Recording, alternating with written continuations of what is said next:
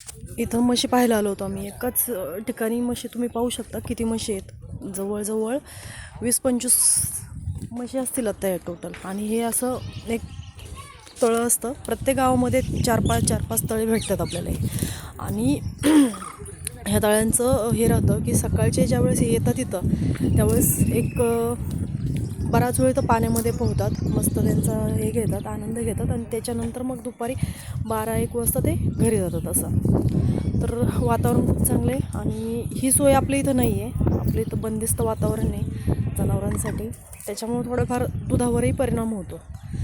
जास्त म्हणता येणार नाही, पण लिटरभरचा तरी फरक ह्याच्यामध्ये होऊन जातो.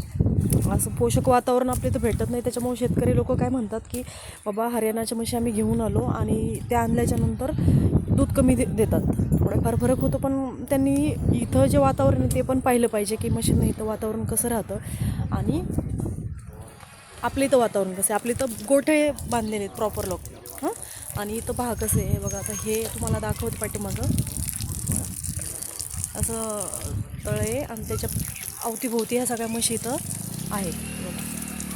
बघू शकता किती प्रमाणात म्हशी आहेत. म्हणजे अशा प्रत्येक गावामध्ये आपल्याला म्हशी भेटतील, प्रत्येक गावात. आणि तुम्ही पण खरेदी करताना कुठूनही खरेदी करा, पण अशा गावात जाऊन खरेदी करा.